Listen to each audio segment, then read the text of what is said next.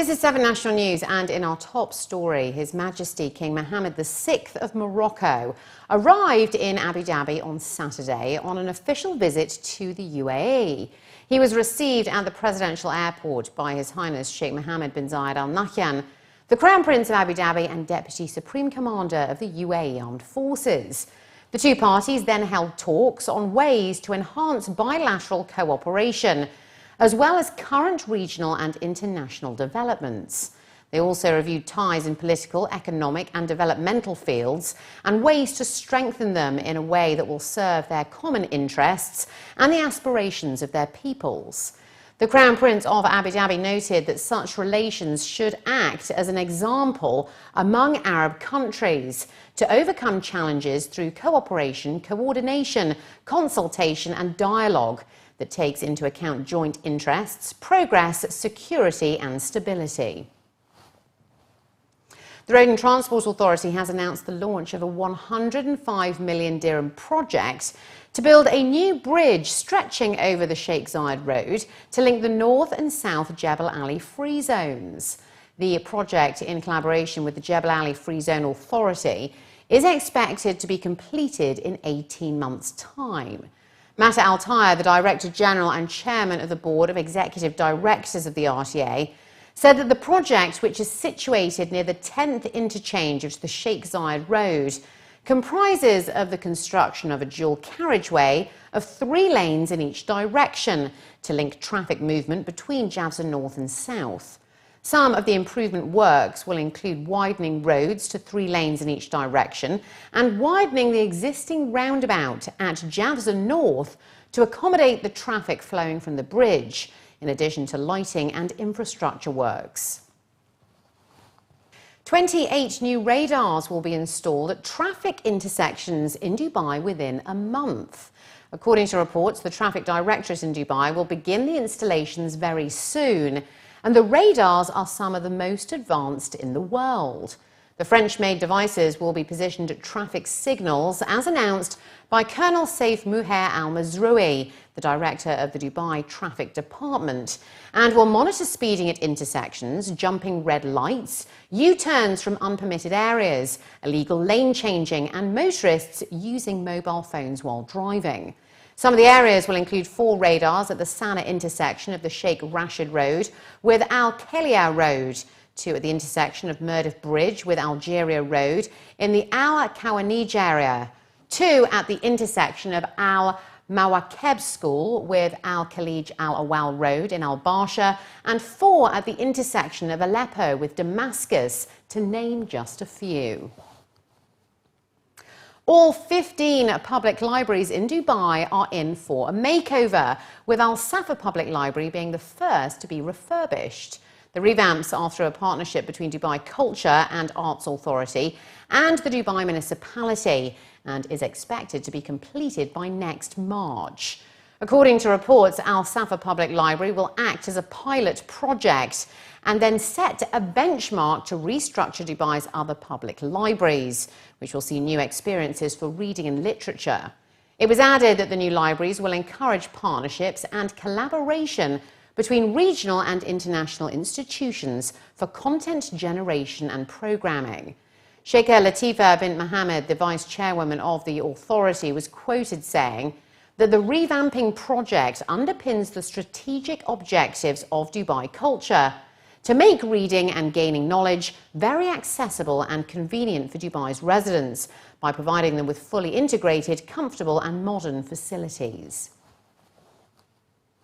Dubai-based parents are being warned on the dangers of not using car seats for children, as a federal law is yet to be finalised. According to road safety experts, the correct use of child seats could reduce the likelihood of car accident deaths by 70% for infants and by between 54% and 80% for young children. Taking matters into their own hands, a Dubai nursery rolled out a car seat safety week, offering free advice to parents on how to keep children safe while driving. Having witnessed numerous parents drop their kids off without seatbelts, the nursery decided to help educate the community. This comes as a recent finding shows that only 1 in 5 parents surveyed used a safety seat for children under the age of 2, while 4 in 10 never used a car seat for children aged between 2 and 4. Children under the age of 10 should be buckled up in the back. Statistics in the UAE show that traffic accidents are UAE's #1 infant killer, with a more than 62% infant mortality rate. By creating these low-key, hands-on training sessions in our Blossom Al Sheikh branch on safety technology, choosing the right car seat, and proper installation, we offer parents the opportunity to learn more about this important subject, and we're able to educate parents in a non-threatening way. 1 in 5 infants in the UAE are actually restrained in a proper car seat. The government has been discussing legislation for mandatory child safety measures in cars since 2008, but a federal law has yet to be finalized. Newborns who leave the hospital can only be transported in a car seat. This is a great step forward, but it is now time to move forward and create legislation for making car seats mandatory in the region. There are a few pointers to keep in mind when choosing the right car seat for your child. Does the car seat have the ECE R4404 label, which guarantees compliance with European safety standards? Is the seat suitable for your child's height and weight? Can the car seat be easily installed in your car? Are you able to easily secure your child in the seat? And is the seat comfortable for your child? Ajman's authorities have told landlords to install security cameras across all of their buildings in the Emirate as a part of plans for the Ajman House of Safety campaign. According to a local daily, all buildings in residential areas and city centre must boast cameras in line with a new decision by the Emirates Executive Council. The decision was issued according to a decree by His Highness Sheikh bin Rashid Al Nuaimi, the Supreme Council member and ruler of Ajman. The report added that the cameras will be connected to police stations to ensure security and safety for all buildings in an effort to cut crime in the Emirate, as the average closed crime rate in the UAE is 92 in 100,000 crimes, according to the latest figures.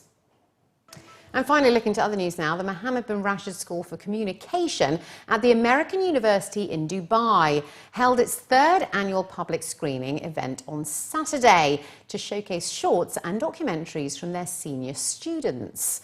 According to the organisers, this year they have screened the work of 30 digital production and storytelling students who produced 7 short films, while 22 journalism students produced 8 documentaries, in addition to 5 written investigative reports. The themes of the project screened vary from drama to psychological thriller, dark comedy to suspense, to treatment of current social problems. In the documentaries, students chose controversial topics and some inspirational stories.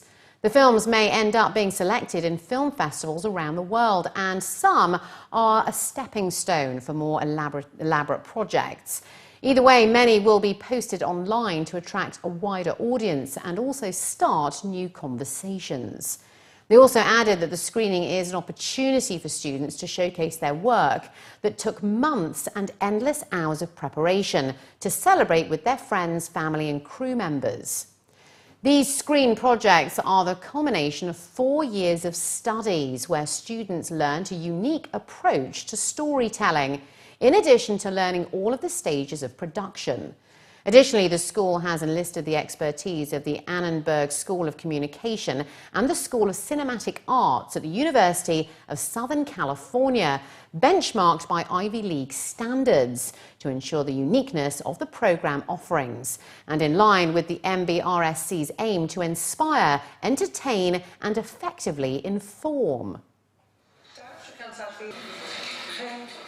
The aim of this event is for students to get a chance to invite the people they care to watch the film, because we have before that a screening that is private for jury member to evaluate, and during that screening we do not allow anybody except the filmmakers and the group members, but nobody from outside. So this is their chance to get everybody they want to celebrate with to come. So this is for our students. Shoelace is about Farid, our main character. Mainly in the story, Farid is trying to suicide. He's trying to kill himself. But the reason behind that is because of the close people around him and how they treat him and how his entire life is surrounded by them. So I'm trying to portray the theme of, it's more or less, you can say, parenting, where you need to pay attention more to your kids, because now in the 21st century, everyone is just inside their mobiles, basically, inside the black mirror. So I'm trying to, my film is a dark comedy, so, you know, suicide and comedy doesn't really work, but it was really, actually, it was hard to pull off, but in the end it was fulfilling. My project is called Ivory Palace, and it talks about the political speeches in Egypt and how they contradict with reality. I decided to go to Egypt and I shot there for like 2 weeks, and then I came back and I had to go again and shoot once again for a week. So basically it was like a process of 3 weeks in Egypt in the very poor neighborhood in Egypt called Al Muqattam. And what it talks about political speeches through the eyes of a child, since the topic is a bit complicated. So the idea of having a child in there will help break like the roughness of the topic, so that there's this dark humor, sarcasm in a way, and you see like how a kid would think about politics, and even a kid still, like, he sees that it's contradicting with reality, you know?